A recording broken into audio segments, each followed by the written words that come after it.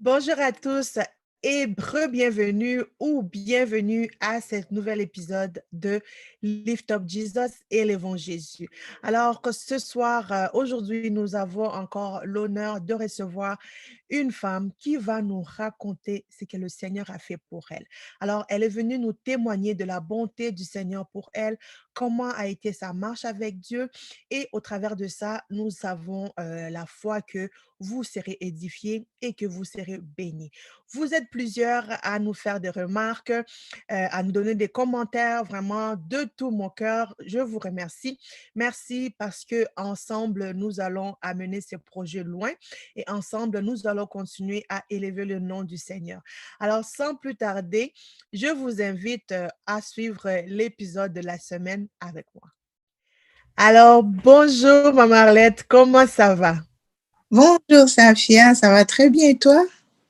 Ça va super bien. Tout d'abord, merci d'avoir répondu à notre invitation de venir nous édifier, de venir nous partager ton témoignage à l'émission Lift Up Jesus. Nous sommes vraiment très ravis de t'avoir aujourd'hui. En tout cas, c'est un plaisir pour moi. Merci d'avoir pensé à moi. En tout cas, avant de commencer, je tiens vraiment à te remercier de cette considération aussi que tu as pour moi et de cette confiance que tu m'as faite. En tout cas, que Dieu te bénisse et j'espère que ce n'est pas la première ou la dernière fois. J'espère que je reviendrai encore. Mais bien sûr, on veut que tu reviennes, hein? Ce sera pas, pourquoi ce serait la dernière fois? Non, on veut t'avoir toujours, toujours, toujours, parce que je sais que, bon, il faut que j'explique déjà au public. Maman Arlette, c'est une personne chère à mon cœur. C'est la femme de notre pasteur assistant. Alors, c'est une femme remplie de sagesse que le Seigneur utilise. Donc, c'est tout un plaisir, tout un honneur pour moi de la recevoir sur le plateau de Élevons Jésus. Alors, bien sûr, on veut que tu reviennes encore la prochaine fois parce que je sais que les gens seront bénis. Ah, amen, amen. Je crois aussi que Dieu va toucher des vies, Dieu va parler à quelqu'un, Dieu va transformer quelqu'un. Donc, voilà quoi. Alors, question que les autres personnes puissent mieux te connaître. Est-ce que tu peux nous dire un peu, te présenter en fait? Bon, j'ai fait une petite présentation, mais que tu te présentes toi-même, afin que les gens puissent mieux te connaître. Voilà. Bon, moi, certains m'appellent Maman Arlette, d'autres Tantine Arlette, d'autres Sœur Arlette. Mais en fait, mon nom, c'est Arlette Foiba Kankou. Kankou parce que j'ai pris le post-nom de mon époux. Je suis une femme de pasteur. C'est pour ça qu'on m'appelle aussi maman pasteur. Pas pasteur parce qu'on m'a ordonné pasteur, mais parce que je suis épouse de pasteur. Et comment je peux dire? Je suis servante de Dieu. Je sers comme conseillère dans l'église où je prie, si je peux dire ainsi, quoi. Donc, je suis conseillère au département quoi, des dames. Et puis aussi, je chante à la chorale. Bon, pour celles ou ceux qui me connaissent ou qui viennent à l'église où je suis, donc, ils savent ce que je fais. Bon, pour les autres qui ne savent pas, voilà, c'est ça un peu mon introduction. Jusque-là, peut-être en parlant, il y aura peut-être d'autres choses que je vais ajouter. Donc, c'est ça un peu. Alors, une femme dynamique pour le Seigneur, chantre, femme de pasteur, conseillère. Donc, on est entre bonnes mains ce soir, les amis, ou cette journée, peu importe à quel moment vous allez nous suivre. Alors, on aimerait savoir, Maman Arlette, comment est-ce que c'était en grandissant? Est-ce que tu viens d'une famille chrétienne, donc dès ton plus jeune âge, tu as connu le Seigneur ou comment était ta marche en fait? Comment, jusqu'à ce que tu puisses devenir, jusqu'à ce que tu puisses avoir ta rencontre avec le Seigneur? En tout cas, j'ai grandi. Mon enfance n'était pas vraiment que j'étais dans une famille comme chrétienne, si je peux dire ainsi. C'est vrai que ma mère était déjà évangélique. Elle priait. Pour ceux qui connaissent l'église Viens voir le Lubumbashi, Donc, elle priait déjà à l'église Viens et Vois, mais c'est juste mon père qui était catholique. Mais d'abord, quand j'étais enfant, moi, je partais pas avec elle à l'église, voilà. Donc, c'était juste mes sœurs qui partaient avec elle. Moi, j'étais toujours à la maison. J'étais la petite fille qui doit rester à la maison. Je ne sortais pas avec eux. Donc, j'étais aussi cet enfant qui a grandi. J'étais un peu trop calme, un peu trop réservée aussi au même moment. Et du fait aussi que j'étais je suis, bon, si je peux dire la cadette. Donc, tu vois, c'est la petite fille, non, toi, tu restes à la maison, toi, tu es là. Donc, c'est comme ça un peu que j'ai grandi. Donc, vie normale, tu vois, il y a papa, il y a maman, mais que ce soit quelque chose où tu es petit, tu apprends déjà les choses de Dieu, non. Mais je voyais, ma mère, elle priait, elle partait à l'église, mais elle ne me prenait pas avec elle. Donc, c'est comme ça un peu que j'ai grandi. Et puis, à un moment donné, j'ai perdu mon père. J'ai perdu mon père, mais j'étais très petite quand mon père est mort. Et puis après, bon, tu vois, quand le papa meurt, bon, il doit y avoir des changements et tout. Alors, on est allé vivre chez mon oncle. Et puis après, c'est quand, en fait, je suis arrivée à Kinshasa, chez mon oncle, et que c'est là maintenant, un peu là-bas, ils priaient, ils allaient dans une église un peu, si je peux dire, charismatique, c'est ça? Charismatique, Évangélique, je peux dire ainsi. Oui, oui, dans une église évangélique. Alors, eux, ils partaient et c'est là que j'ai commencé à voir, oh, ok, mais c'est ça que je voyais ma mère faire, tu vois un peu? Et ça commençait un peu à réveiller ma curiosité. Je me dis, bon, eux, ils partent, ils m'emmenaient là-bas, on m'emmenait. Et puis, à un moment donné, eux, ils ont arrêté. C'est moi maintenant qui partais. OK. Et puis, bon, je partais. Là, j'étais adolescente. Je pense peut-être, j'avais quoi? 13, 14 ans, maybe, je pense. Tu vois, je partais et puis bon. Et puis après, ils ont arrêté et puis c'était moi qui partais. Je partais toute seule et j'ai continué comme ça. Donc voilà quoi, c'est un peu ça mon enfance. L'enfance jusque-là, parce que tu as parlé de l'enfance, pas de l'âge adulte, c'est ça, non? Et dans tout ça, en fait, c'est... bon, eux, ils ont arrêté d'aller à l'église, mais toi, tu as continué. Et à quel moment est-ce que tu as eu cette rencontre avec le Seigneur? À quel moment que tu as vraiment pris conscience qu'il y a un Dieu quelque part et que oui, c'est bon, Seigneur, je te donne ma vie? Il y a une fois, j'étais allée, parce que tu vois, il y avait des cellules. Je partais dans une église où il y avait des cellules de prière. Une fois, je suis partie dans une cellule de prière. Je me rappelle, c'était juste comme un rencontre des jeunes, si je peux dire ainsi. Alors, on priait, on priait, on priait. Et puis, à un moment donné, tu sens comme si, comment je peux t'expliquer, une sensation là où tu as envie de connaître plus Dieu. Tu te dis, mais au fait, comment les autres prient comme ça? Comment cette personne donne des prophéties de cette manière-là? Qu'est-ce qui fait que ils peuvent se connecter comme ça? Tu vois, j'étais un peu curieuse. Et puis quand on est allé en fait, quand je suis allée à cette prière-là, c'est à partir de là que Dieu a commencé à me parler personnellement. Il a commencé à parler, tu vois, et j'avais comme, comment je peux dire, c'était comme dans mon esprit, quelque chose me disait, ça c'est ce que je veux que tu fasses. Mais bon, tu veux que je fasse. Tu vois, tu es une petite, bon, si je peux dire, tu es un teenager, tu es en train de te demander, OK, il y a comme quelque chose dans mon esprit qui me dit, ça c'est ce que je veux que tu fasses. OK, ça c'est ce que tu veux que je fasse. Tu vois, j'ai commencé un peu à me poser des questions. Tu vois, tu pries et puis tu pries et puis tu te dis, ah, mais comment cette personne-là en train de prophétiser? Tu vois, là, c'est à la prière, tu vois, ça chauffe. Mais et puis, tu vois, cette même voix, non, ça, c'est ce que je veux que tu fasses. Et puis après, on a prié. Puis après, après la prière là, des jeunes, il y a le responsable des jeunes qui est venu me voir après. Il me dit, quand on priait, je sentais dans mon cœur comme si Dieu t'appelle à le servir et il veut t'utiliser. mais c'est Mhm. à toi de te laisser available. Tu Mhm. comprends? Tu dois Oui. te laisser available. Bon, je vais mix parce que des fois, l'anglais passe, tu n'as pas contrôle de ça. Mais tu dois te laisser disponible. Mhm. Et, bon, on a un peu parlé avec le responsable des jeunes. Là, je lui ai posé la question de savoir, mais comment moi je peux être disponible parce que tu vois un peu, tu es dans la confusion, c'est comment que Dieu parle, c'est comment que moi je peux être disponible à Mhm. Dieu et tout ça là. Il m'a dit, tu sais, il y a des moments où tu pries, tu entends comme s'il y a une voix qui t'a parlé ou bien tu sens une conviction dans ton esprit. Mhm. Et quand il a dit ça, directement, ce que j'avais à l'esprit, quand on était en train de prier, qui me disait, ça, c'est ce que je veux que tu fasses pour moi.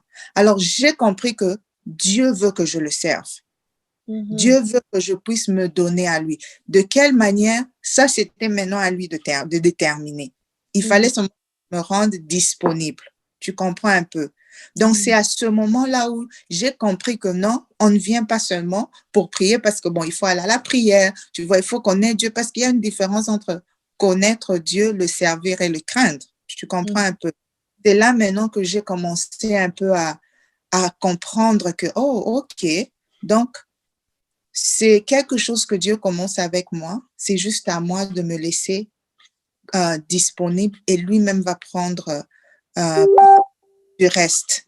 Tu vois, c'est un peu à ce moment-là où j'ai fait cette rencontre avec Dieu. Parce qu'avant, j'en partais, tu vois, c'est des jeunes, vous êtes dans l'engouement et puis, bon, on va aller à la prière, c'est intéressant, tu vois, vous passez des moments dans la prière, mais en fait, cette rencontre-là où Dieu te parle, c'est à ce moment-là, en fait. Mhm. Donc, tu es passé de l'engouement de juste aller à l'église qui était Voilà. comme une sortie entre amis, Une si on routine. peut dire. Ah oui, on va se rencontrer à la prière des jeunes, tu vois un peu. C'était comme une Oui. vous allez, mais c'est pas que tu vas parce que tu veux rencontrer Dieu, tu veux aller dans la présence de Dieu. Tu comprends un peu ce que je dis? Mhm. Oui. Donc, tu y Ah, vas juste par habitude, en fait, pour aller voir, pour passer, comme on dit, mm, pour aller chiller avec les amis. voilà, c'était vraiment un chilling. Et dans ton chilling, c'est là que le Seigneur a dit, ça suffit le chilling, viens maintenant par ici.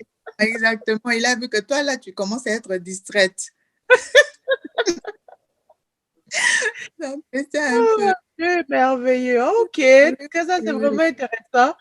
Et Mhm. après le chilling, comment a continué en fait ta marche avec le Seigneur? Bon, après le chilling, j'ai commencé un peu à avoir des conseils. Il y avait une dame, au fait, pour dire, moi, j'ai œuvré à l'église Logos Trema pour les gens qui connaissent. Je partais à Logos Trema. Et puis, il y avait une dame, en tout cas, je me rappelle plus de son nom, je me rappelle même plus de son visage parce que là, ça fait quand même très longtemps. C'est Mhm. elle un peu qui est coachée petit à petit, tu vois un Mhm. peu. Elle me, elle m'aidait dans la prière et puis après, elle m'a demandé que je devais intégrer un département. Alors, j'ai commencé avec le groupe d'intercession des jeunes à cette époque-là. Donc, c'était comme ça et je suis restée à l'intercession et tout et jusqu'à ce que, bon, Dieu a décidé que je vienne en Occident. Donc, c'est ça un peu. Oh. Donc, on a devant nous une Mhm. intercesseuse des plus forts, hein? Exactement. Oh. Ah bah tu vois, ça, je ne savais pas. Mhm. Donc, on en apprend des choses. Moi aussi, Mhm. j'apprends des choses Ah oui, intéressantes. hein? Ah oui, c'est ça. Mhm. Good, ça c'est vraiment très bien, c'est une bonne chose. Mhm. Notre rencontre avec le Seigneur, on ne sait jamais vraiment comment ça va se passer et très souvent, ça nous prend par surprise, mais Oui. Dieu est là, Dieu est présent. Donc, c'est vraiment une très bonne chose. Marlette, très souvent, les gens pensent que le mariage en soi est une finalité. Les gens pensent Mhm. que, bon, je me marie aujourd'hui et c'est fini. je n'aurai pas de problème, ma vie maritale sera des plus heureuses et c'est comme ça. Donc on pense vivre dans un conte de fées. Qu'est-ce qui en est Mhm. exactement? En fait, le mariage, c'est pas que c'est une finalité où quand quelqu'un se marie, tu vas dans ton mariage, tout est, comme je peux dire, tout est en rose, il n'y a pas de problème et tout ça. C'est vrai que chaque couple a des problèmes particuliers, si je peux dire ainsi, mais ça Mmh. dépend de comment gérer ces problèmes-là. Ça dépend de comment vous les en parlez. Parce que si quelqu'un se dit, voilà, je vais dans un mariage ou je vais me marier pour être heureux, ce n'est pas, moi je trouve que cette conception-là n'est pas en fait bonne. Parce que Mmh. dans le mariage, il y a des hauts, il y a des bas. Il y aura des moments où il y aura des mésententes, il y aura des moments où il y aura des, comment je peux dire, des agréments, si je peux dire ainsi. Mmh. Maintenant, ça dépend de comment vous, vous allez vous asseoir pour arriver à un point commun, pour arriver à comment on peut être ensemble pour que tel ou tel ne puisse plus se passer. Et c'est à ce moment-là que je pense que tu te dis maintenant, si je dois vivre mon mariage heureux, qu'est-ce que je fais? Tu Mmh. comprends un peu la différence là-dessus. Au lieu de la conception, je me marie pour être heureux. Mais c'est plutôt, je suis dans le match, qu'est-ce que moi j'apporte, qu'est-ce que moi qui fait que mon mariage va se vivre heureux.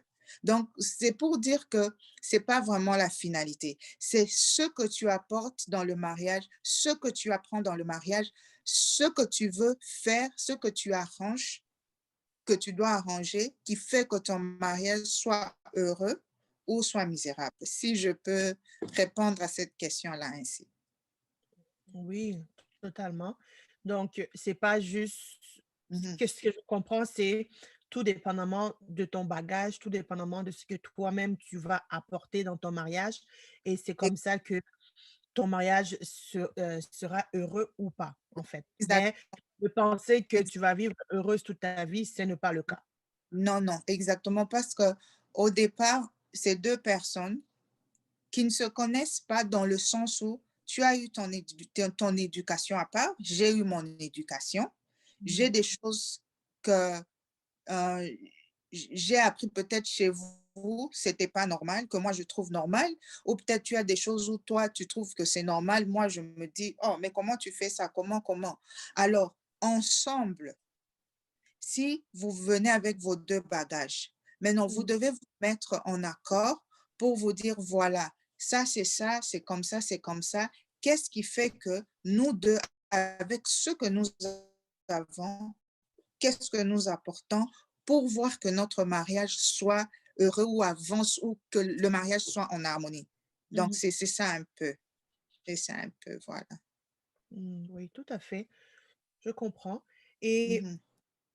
dans tout ça, c'est à quelle réalité que toi, personnellement, tu as eu à te buter, dans ton mariage? Donc maintenant, quelles sont les réalités que moi j'ai rencontrées dans mon mariage?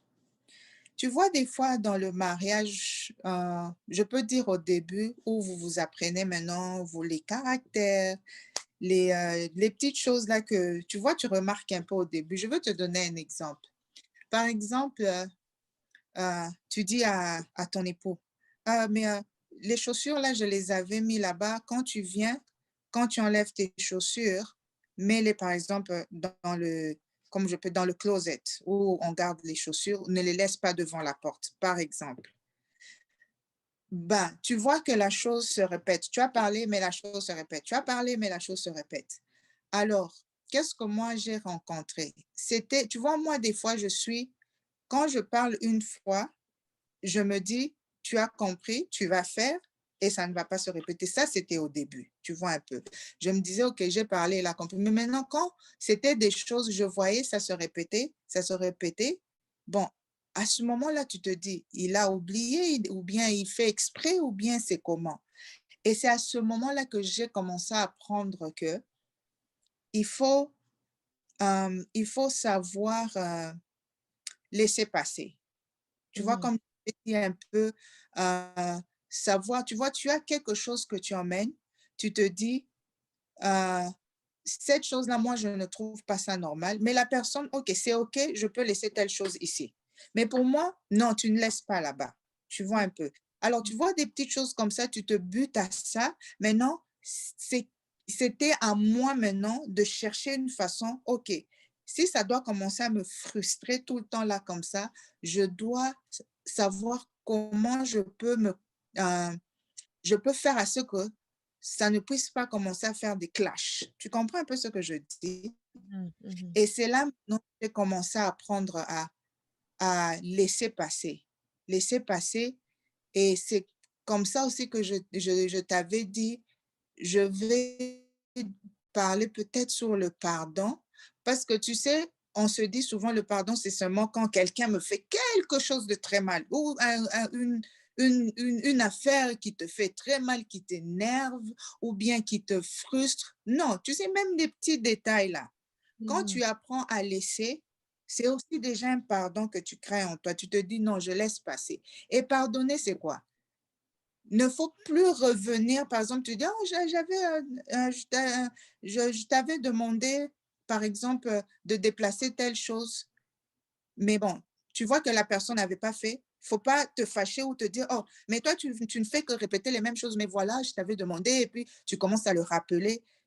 Ça, c'est des choses qui va pousser, qui va te pousser à être frustré et ça va créer des attitudes, tu Mhm. vois un peu, ça Mhm. crée des attitudes et puis ça risque même de te refroidir d'une manière ou d'une autre, ou de refroidir quelqu'un d'une manière ou d'une autre. Donc, c'est un peu ça. Essayer un peu de savoir comment je peux laisser faire passer la chose. Je ne sais pas si je me Mhm. fais comprendre. Tu as compris, non? C'est là maintenant que Mhm. vient le pardon. Le pardon, pas parce que quelqu'un t'a nécessairement fait du mal, pas parce que quelqu'un nécessairement t'a frustré ou vous vous êtes chamaillé et puis tu n'étais pas contente et puis tu te dis, ah, OK, bon, je ne veux pas le pardonner ou je ne sais pas moi quoi. Non, c'est pas dans ce sens-là. C'est dans le sens où, quoi, les petites choses dans le mariage. Je pense que les personnes qui sont mariées me comprennent. Tu vois un peu? Donc, c'est dans ce sens-là où maintenant, tu te dis, OK, je laisse passer, je pardonne et on continue à vivre en harmonie. Et c'est là vraiment que moi, j'ai appris à vraiment laisser passer, faire laisser passer beaucoup de choses. Et parce qu'aussi, tu sais, les hommes, eux, ils sont faits de leur manière différente des femmes. Tu vois un peu. Ils sont très différents de nous, les femmes. Moi, Mhm. quelqu'un qui aime les détails. Bon, peut-être une autre personne, lui, bon, les détails, bon, pourquoi les détails? Mhm. Tu vois un peu? Mhm. Mais maintenant, tu essaies de t'adapter à la façon de l'autre personne d'être. Tu vois un peu? Tu ne suis pas les petits détails là. Tu ne le fais pas voir qu'il a mal fait. Tu ne le fais pas sentir que je ne voulais pas ça. Tu vois un peu? Et c'est ça que j'ai appris à vivre dans le mariage. Et c'est Mhm. ça qui fait que je vis en harmonie. Parce que tu ne peux pas être dans un mariage, tout le temps là, tu es là, toujours à rappeler ton mari. Oh, mais je t'avais demandé de faire ça, tu n'as pas fait. Pourquoi tu n'as pas fait? Oh, mais je t'avais demandé tes services, pourquoi tu n'as pas fait? Oh, mais pourquoi les enfants? Je t'avais demandé quand je pars que si tu peux, par exemple, changer l'enfant, le mettre dans le pyjama. Tu ne vas pas commencer à rappeler ça tout le temps à ton mari. C'est là maintenant que l'autre forme de pardon vient. OK, il n'a pas fait, je ne veux pas savoir pourquoi, mais que je puisse prendre ça. Tu peux peut-être le, poser, pas poser une question, mais peut-être demander d'une autre façon. Oh, mais chérie, écoute, euh, l'enfant n'est pas changé. Tu veux que je change l'enfant? Est-ce que tu es occupé, par exemple, tu vois? Peut-être, Mhm. bon, il était occupé ou bien peut-être il faisait autre chose, mais même s'il avait fait sciemment, est-ce que c'est vraiment une raison de le faire voir qu'il n'a pas fait ce que tu voulais que tu fasses? Tu vois Mhm. là où maintenant, tu apprends maintenant à, à exercer le pardon. Le pardon, souvent les gens pensent que c'est seulement quand il y a quelque chose de très, très, très, très grave que tu dois pardonner. Non, moi, je ne pense pas que c'est comme ça. Le pardon aussi, c'est avec les petits détails, parce que c'est les petits détails-là qui emmènent des frustrations aussi des fois. Ah oui. Donc, si je peux expliquer ça de cette façon-là. Voilà. Donc, si je comprends bien, quand, quand mon mari ne fait pas ce Ça, que je lui demande, je rigole, hein, tu t'es retrouvé quelque part. donc, donc quand mon mari ne fait pas ce que je lui demande là, et que je vois que ça traîne, ça traîne. Donc, je ne dois pas m'énerver. Je dois seulement chercher une autre façon de faire passer ma demande. Tu essayes, tu ne t'énerves pas en fait. C'est vrai qu'à par moment, ça énerve, mais il ne faut pas lui montrer que tu es énervé, tu vois. Il ne faut pas être très vite à s'énerver. Je ne sais pas si je me fais comprendre. Tu peux seulement peut-être demander, ah, mais qu'est-ce qui s'est passé? Tu vois, il y a une manière de demander. Je ne sais pas si je peux dire cette manière-là, mais je ne pense pas. Mais il y a une façon de faire où tu n'essaies pas de créer comme une dispute après ou de mettre quelqu'un mal à l'aise ou de le mettre dans une position où il devient mécontent et puis tu le Mmh fais sentir, quand je t'avais demandé, tu as mal fait, il fallait faire. Tu ne vas pas le dire, mais la façon dont tu vas t'exprimer va faire mh. sentir à la personne que I am guilty, I should have done this. Tu comprends un peu? Oui. Est-ce qu'on peut avoir Voilà. un Donc, exemple? est-ce que tu peux avoir un exemple? Attends, je vais réfléchir. Quel exemple je peux donner? Voilà. Par exemple, ça, je prends mon propre exemple. Mmh Souvent, des fois, quand je suis au travail, parce que je termine un peu tard, non, quand je travaille, je peux mh. appeler mon mari, je lui demande, oh, est-ce que tu peux faire sortir du congélateur telle chose comme ça va dégeler déjà le matin au lieu que je vienne et puis je peux oublier et puis tu vois dans la fatigue là, tu pars dormir et puis le matin, oh, je n'avais pas fait sortir telle chose, tu vois. Alors je lui demande, je dis, ok, est-ce que tu peux faire sortir ou bien quand je viens, est-ce que tu peux me rappeler? Tu vois un peu? Bon, des fois j'arrive, c'est pas que mon mari a fait sciemment. Tu vois, ça arrive, on oublie, nous tous on oublie, tu vois un peu? Mmh. Il va pas faire sortir l'affaire. Je viens, oh, il n'a pas fait sortir. Et puis, bon, je dis, ah, OK, je peux le faire sortir moi-même, c'est pas un problème. Et puis, si je n'oublie pas aussi, je peux faire sortir l'affaire, que ce soit le poulet ou je sais pas moi, que je voudrais préparer le lendemain et tout.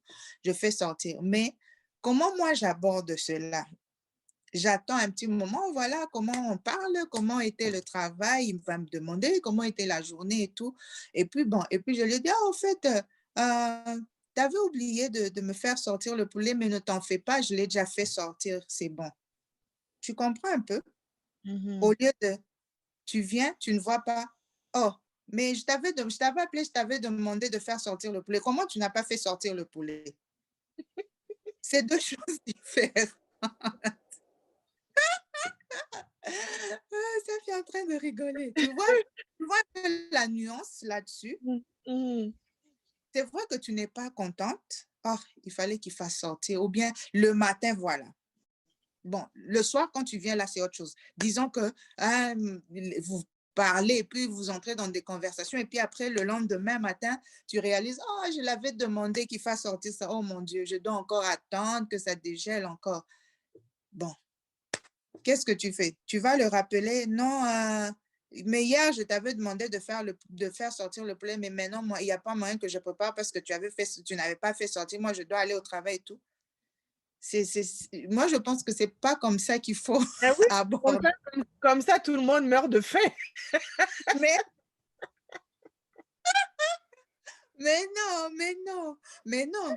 Mais nous, en tant que femme, moi, je pense qu'en tant que femme, mère, épouse, c'est aussi notre responsabilité. Parce que si tu prends ça comme ta responsabilité, tu vas demander un service et s'il ne t'est pas rendu, ce n'est pas à toi de t'énerver ou de dire, voilà, il n'a pas fait sortir. Ben, c'était aussi sa responsabilité. Oui, c'est vrai que les responsabilités, des fois, se partagent dans le mariage, mais c'est à toi de voir comment est-ce que je peux faire que ça ne puisse pas et m'énerver et énerver mon époux. Parce que quand tu apportes ça dans le sens où tu es déjà quelque chose qui se crée, tu comprends un Mhm. peu? Il y a l'harmonie qui était se coupe. Maintenant, il faut encore faire quelque chose pour que cette harmonie redevienne. C'est pas que ça meurt, mais vous étiez bien le matin et tout, le soir, et puis, non, parce qu'on t'a pas fait sortir ce que tu voulais qu'on fasse sortir directement, tu te fâches. C'est comme s'il y a quelque chose qui s'est brisé un peu là-dessus. Tu vois un peu?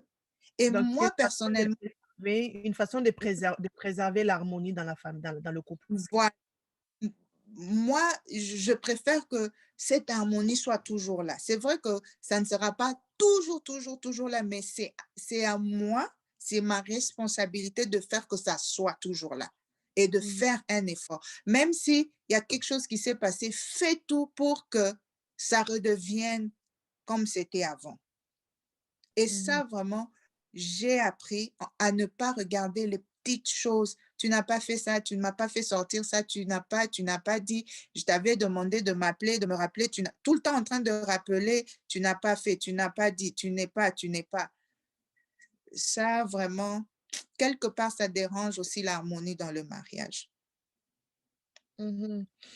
Est-ce que Mhm. tout ça, le résultat, est-ce qu'on peut dire que ça a permis de solidifier aussi le couple? Le fait que tu n'es pas toujours en train de courir après les petits détails et puis de regarder, est-ce qu'il a fait ci, il n'a pas fait ça, il n'a pas sorti le poulet, il n'a pas congelé ça, il n'a pas fait ceci.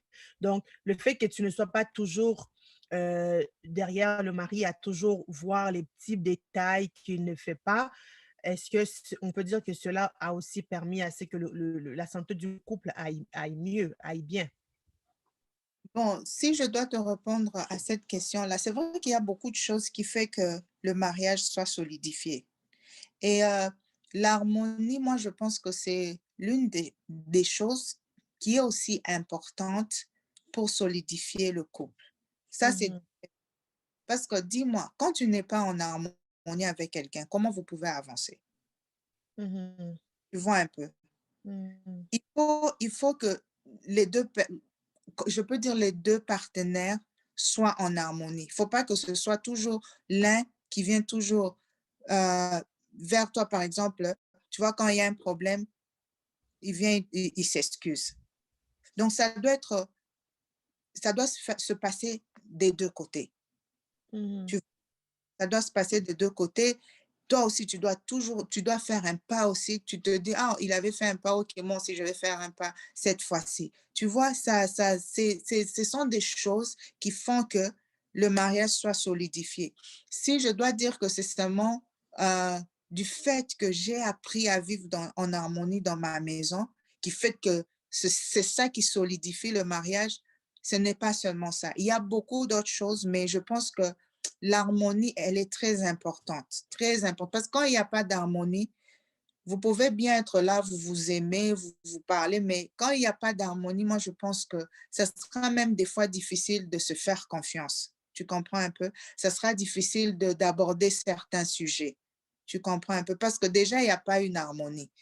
En fait, mhm, l'harmonie, si je dois expliquer, c'est que c'est le fait de s'entendre, de se comprendre, de se pardonner, de se, de se surpasser de certaines choses.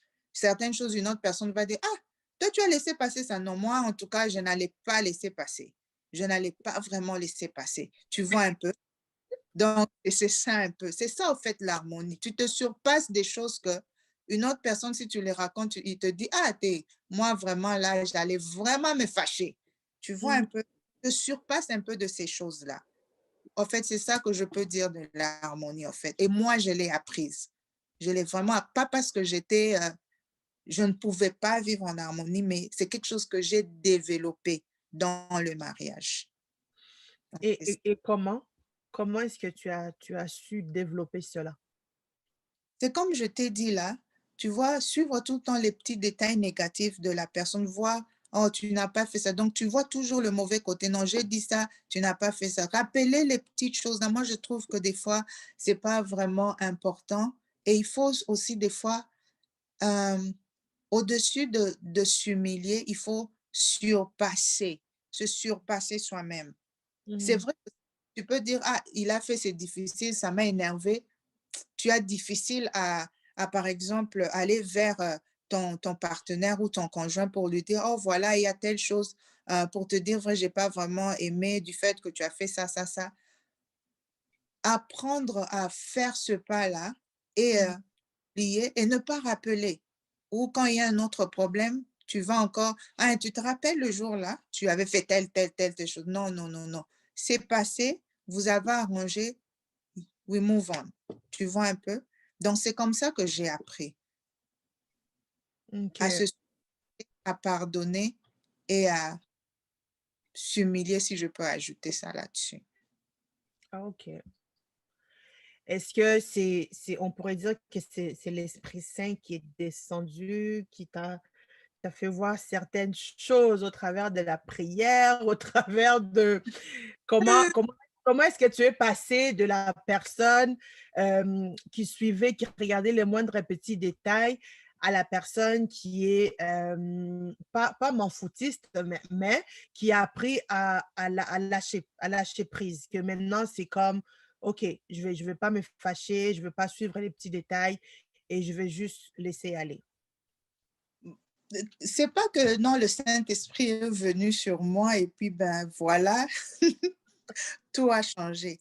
Tu sais, en fait, tout ce que nous faisons, c'est des choix que nous prenons. C'est des choix. Tu choisis, tu te dis, je choisis de faire telle ou telle chose. Tu vois un Mmh. peu. Parce que Mmh. comme au début, là, tu as, si je me rappelle bien, tu as dit, est-ce que se marier, c'est une finalité ou quelque chose de pareil? Mais c'est en fait, tu choisis de comment vivre heureuse dans ton mariage. Si, par exemple, euh, suivre les petits détails avait fait que tu avais remarqué que il n'y avait pas d'harmonie, ça créait un peu comme une tristesse dans l'autre personne, ça créait comme un sentiment de culpabilité. Tu choisis, tu te dis, je ne vais plus, par exemple, suivre ces petits détails-là pour que je sois heureuse et qu'on soit nous deux heureux. Pas seulement moi, mais Mmh. que nous deux, nous soyons heureux. Donc, c'est en fait un choix. Tu choisis, en fait. Ce n'est pas parce que non, le Saint-Esprit vient. Oui, c'est vrai, le Saint-Esprit, nous avons le fruit de l'Esprit, right? Mais Mmh. c'est pas que quand le Saint-Esprit vient te dire que voilà, fais ça, fais ça, fais ça. Tu vois un peu. Donc, à partir de ce que nous apprenons en tant que chrétiens, comment vivre cette vie chrétienne, comment vivre aussi, et ça dépend aussi d'une personne, de comment cette personne conçoit le mariage aussi. Tu Mmh.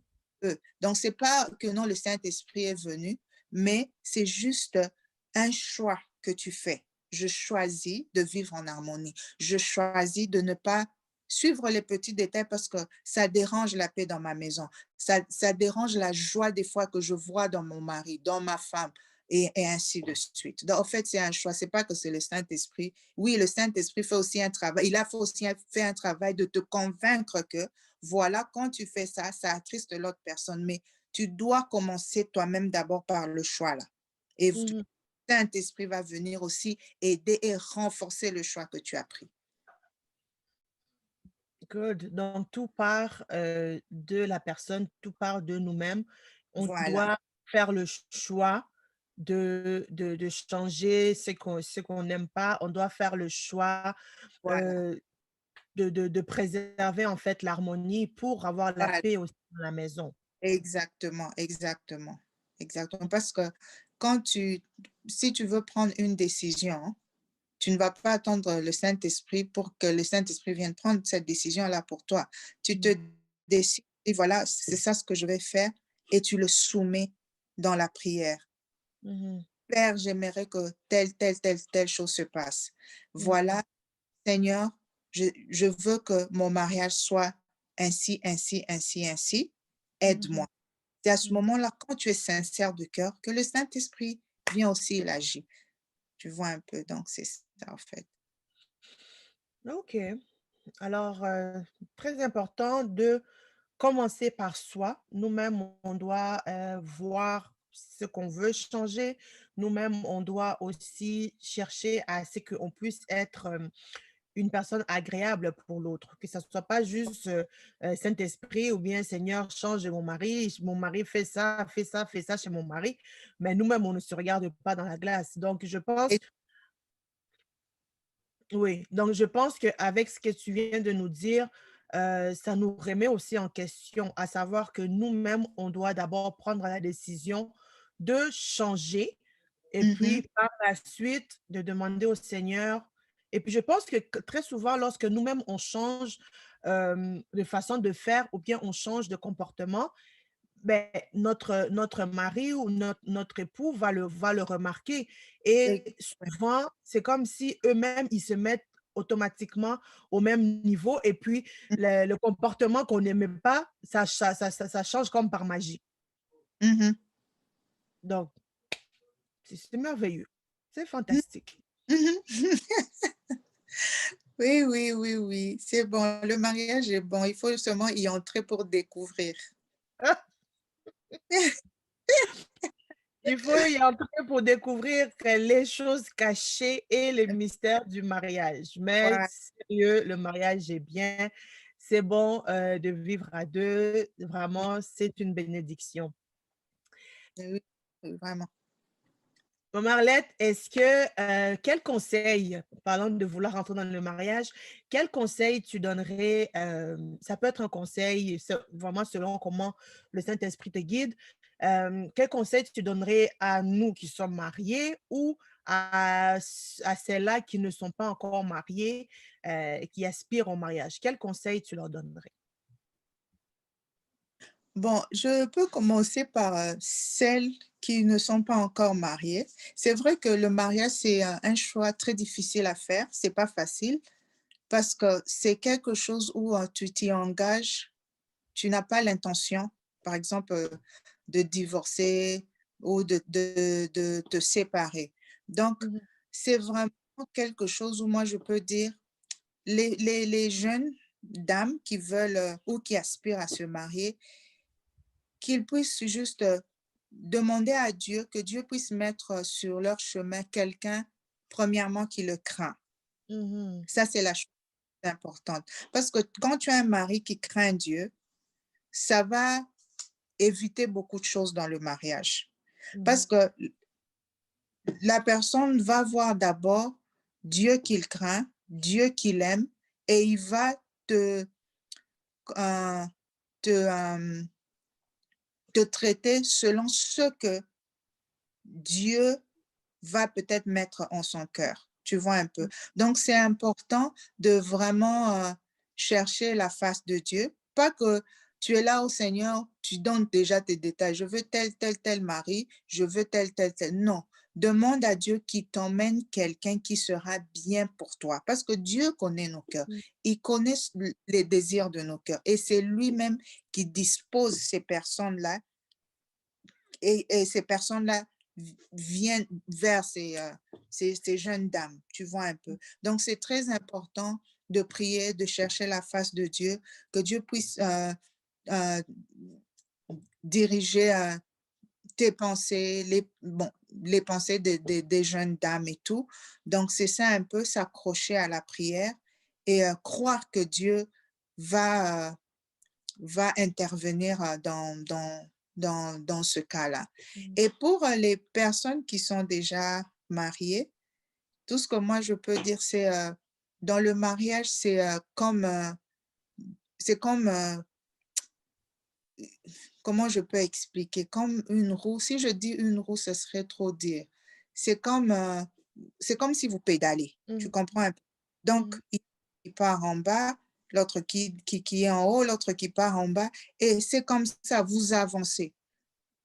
À des moments, il y aura quelqu'un qui sera au-dessus, toi, tu dois descendre. L'autre si toi, tu es au-dessus, l'autre doit descendre. Et vous avancez tout en vous, comment je peux dire, en vous accordant. S'il y a Mmh. quelque chose, vous en parlez très sincèrement. la communication, vous la passez très clairement, très sincèrement, sans pour autant faire voir à la personne euh, ou ce qu'il a fait de mal ou le blesser dans la façon de parler, mais chercher comme un commun accord. Comment on peut faire pour, comment je peux dire ça, s'entendre sur quelque chose. Tu comprends un peu? Si je peux dire ça ainsi. Donc, la communication, elle est très importante. Apprendre à s'humilier. Parce que là, quand on dit s'humilier, des fois, les gens pensent que, ah, s'humilier, mais c'est lui qui avait fait le mal, non? C'est lui qui doit venir me demander pardon, non? Tu vois, tu es là dans ton coin, tu boudes et tout ça, là. Ça, je pense que c'est pas, en tant que femme chrétienne, je pense que c'est pas une bonne attitude. Une Mhm. personne doit apprendre à s'humilier, tu vois un peu? Que ce ne soit pas seulement quelque chose, non, c'est moi toujours qui pars, mais non, c'est lui qui doit venir, moi, je m'assieds. Non. Donc, c'est ça, quoi. Apprendre à s'humilier, à s'entendre, à s'aimer, à s'amuser ensemble. Donc, Mhm. il y a beaucoup de choses, mais bon, le live, ça va pas permettre qu'on fasse, pas le, si je, non pas le live, mais bon, l'émission ne va pas permettre qu'on puisse tout dire, tu vois un peu. C'est juste comment tu développes ta façon à toi d'être dans ton mariage. C'est quoi qui te rend heureux? C'est quoi qui fait que tu aimes être dans ton mariage? Donc, c'est Mhm. ça un peu un petit conseil. Et aussi, prier ensemble, s'accrocher à Dieu, euh, euh, avoir des moments de quoi? De prière familiale avec, si je dis familiale, je vois avec ton partenaire, par exemple. Ça aussi, ça aide beaucoup. Donc, dans ce sens-là, oui. OK, je vois. Donc, les personnes qui ne sont pas encore mariées, comme Marlette l'a dit, vous devez demander au Seigneur de vous guider, de pouvoir vous montrer la bonne personne et de surtout vous accrocher à la prière. Et pour nous qui sommes mariés, hein, vous avez entendu, on doit quoi encore? On doit s'humilier, ne pas toujours regarder que c'est l'autre qui a commis la faute. Non, c'est moi qui a raison. Mais dans tout ça, on doit chercher l'harmonie. On doit chercher à ce que dans la maison, que tout se passe bien, que la joie reste là. Il y aura des problèmes, il y aura des soucis, mais le plus possible, chercher à, chercher à garder l'harmonie au sein de la famille. Donc, très important. Marlette, je ne sais pas si tu as un mot de la fin pour nous. Un mot de la fin, je voulais juste te remercier encore une fois de plus. C'était un plaisir de faire cette émission avec toi.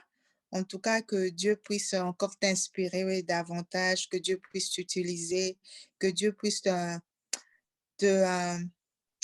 t'emmener dans d'autres dimensions que tu n'as jamais expérimentées avec lui, qui te bénisse vraiment abondamment. Et j'espère que dans le futur, ça sera un, comme une émission, en fait. Tu vois, une émission où on s'assoit, il y a des participants, on pose des questions. En tout cas, moi, j'aimerais vraiment voir ça dans le futur. C'est ce que je souhaite pour toi. Oh, on s'accroche et on dit Amen. On Et, attrape ça comme et ça. Et puis aussi, ben, que que je prie que Dieu puisse faire comprendre à une dame ou que vraiment ce qu'on a partagé ce soir, que ce soit quelque chose qu'une dame quelque part va prendre comme exemple, comme modèle, et qui va un peu changer peut-être la façon de voir d'une dame ou de comment elle faisait les choses, ou de comment elle avait la conception du mariage et tout. Je prie vraiment que Dieu puisse toucher une dame afin que s'il n'y avait pas d'harmonie ou si il y a une dame qui ne savait pas comment faire pour vivre en harmonie, que l'Esprit Saint puisse éclairer Mm. cette dame là où elle est, en tout cas. Donc, c'est ça un peu mon mot de quoi, de la fin. Très important, c'est vraiment une bonne chose. C'est nous qui te remercions pour ton temps. Nous savons à quel point tu es très occupé. Alors, merci beaucoup de nous avoir donné ce temps, d'avoir de t'être disposé à nous partager sur ton vécu, un peu ce témoignage, exhortation, si on veut, sur le pardon et sur l'harmonie dans le couple. Et nous espérons que ça va toucher beaucoup de personnes et que plusieurs femmes seront bénies au travers de cette émission. Alors, ça va être tout pour cette semaine. Alors, ne manquez pas la semaine prochaine, Dieu voulant, parce que j'ai appris que maintenant, c'est Dieu voulant. Si le Seigneur le veut, on va se retrouver la semaine prochaine avec une autre dame qui va nous partager son témoignage, qui va nous expliquer qu'est-ce que le Seigneur a fait pour elle. Ça peut être aussi simple que de découvrir comment pardonner dans le couple, comme Marlette vient de nous partager aujourd'hui. Ou ça peut être d'où le Seigneur t'a tiré, qui est la transformation qu'il a opérée en toi, et ainsi de suite. Ça sera vraiment notre plaisir que de pouvoir te recevoir sur le plateau de Lift Up Jesus et l'Évangile Jésus. Donc, n'hésitez pas, si vous avez des questions, des commentaires, vous voulez vous aussi partager votre témoignage, je mets toujours les informations dans la barre de description pour que vous puissiez nous rejoindre facilement.